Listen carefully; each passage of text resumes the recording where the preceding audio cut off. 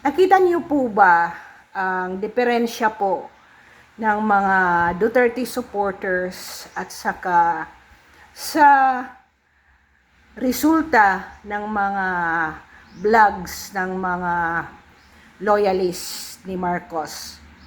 Makita mo talaga po ang kaibahan at makita mo ang highlights ng taong may pananalig sa Diyos before and after the ICC judges made its decision denying the appeal of PRRD.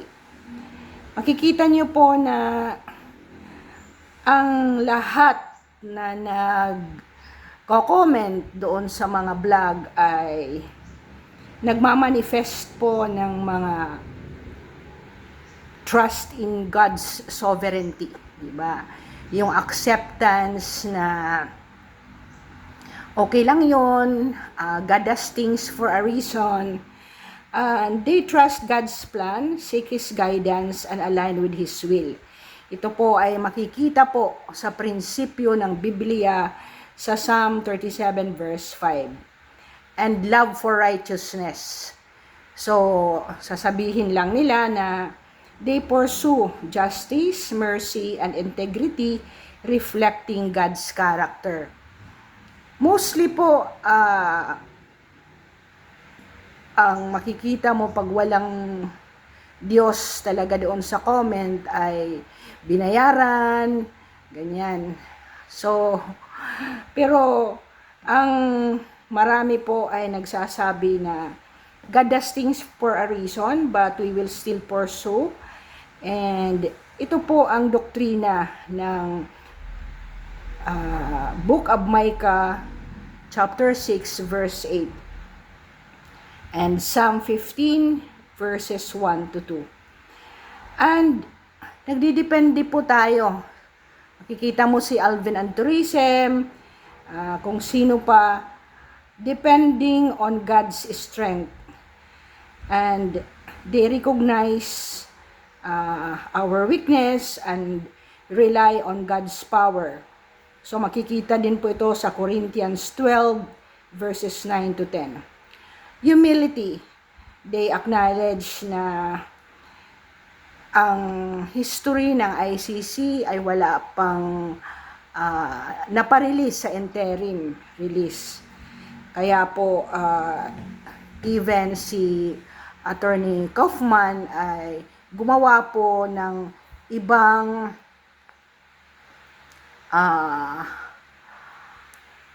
pamamaraan kung paano po siya ay mag-defend for an interim release. Eternal perspective, di ba? Yan ang sinasabi ko doon sa vlog ko.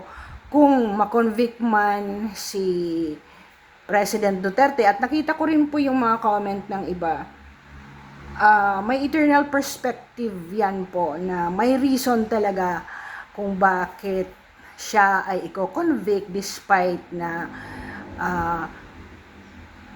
niredeem po niya at sinave po niya ang milyong pamilya na pinatay ng mga drug addicts, whether member ng family. We have seen sons who killed their father or parents, or parents who killed their wife and children, yung mga ganyan. So, the DDS values spiritual growth and eternal life with God. Ito po ay makikita sa Book of Matthew chapter 6 verse 33. Pero tingnan mo, no, I was even bashed and was called ngul-ngul, di ba? Makikita mo, bobo, yung mga ganyan, and then napaka-rude ng mga to. And yes, I have seen na binabayaran pala yan sila ng acceptance lang to make vlogs ng tag 100,000 to 300,000. And for per comment, tag 100 per comment. At kung may magko-comment sa bastos niyang pagbabas, ay may 100 din. So, you have seen self-reliance and pride. They trust in their own strength and the wisdom or power ng pera na nire-receive nila. Nandito po yan sa Isaiah chapter 14 verses 13 and 14. Pursuit of self-desire, they prioritize personal gain, pleasure, or revenge over God's ways.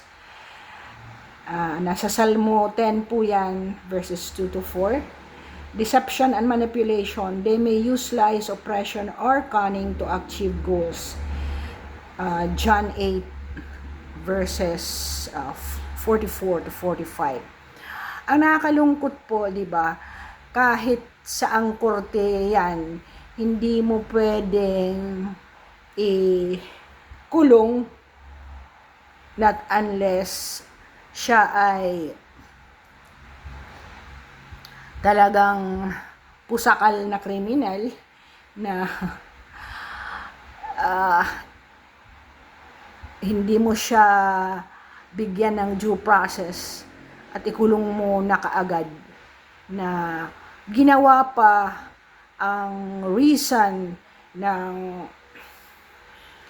panalo niya na marami daw pera kaya nabayaran ang mga taong bumoto kay President Duterte. How hilarious and how unfearful itong harshness ng mga kuno human rights. Anyway, ang ating pamumuno ngayon ay wala, takot, fear of loss of control. They fear God's authority disrupting their autonomy. So, the way of the righteous is like the light of the dawn, shining brighter and brighter until full day. Tayo po ay makikita din ang mga anointed ng God na in-exile, kagaya ni President Duterte, in-exile kagaya ni King David, na in-exile siya ni King Saul.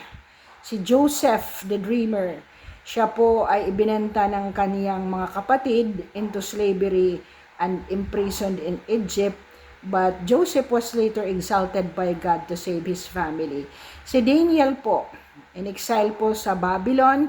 Daniel rose to prominence through God's favor.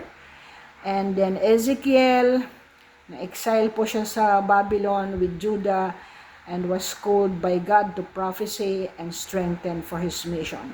Si Moses po rin ay in-exile from Egypt, but Moses was called by God to lead Israel's exodus and was anointed to his role outside.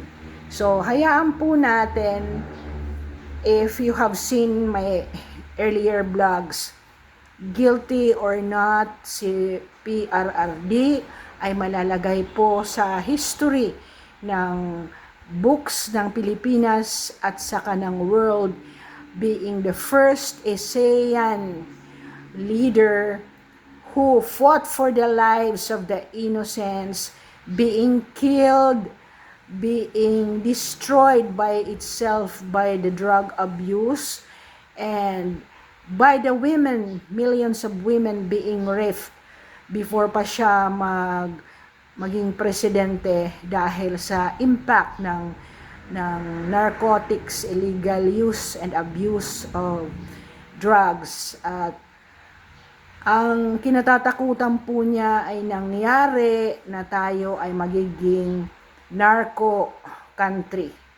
So, balik po lahat ang mga drug cartels sa atin, and nakita nyo naman ang corruption, hindi lang yan sa flood control, napaka-massive po sa lahat po, mula sa executive branch, sa DBM, DPWH, yung mga social services natin, kinawat ang ating PhilHealth, PDIC, gold bars na 25.9 tons. So, ano pa ba ang ating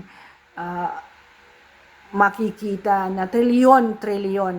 Mula 2023, kada isang taon, trilyon po ang kinakamkam ng mga ito to buy the loyalty of those who are holding offices. Kaya ang tanong natin, meron pa bang salvation or redemption sa mga nangyayari sa ating kapaligiran? Yes, for those who believe in God, one day soon, tayo ay magtatapos din. Kasi yung unang senior na Marcos ay 20 years din nagsuffer ang mga tao. But we have barely 28 more months to go before our redemption. One day soon, we just keep on praying. Thank you for listening.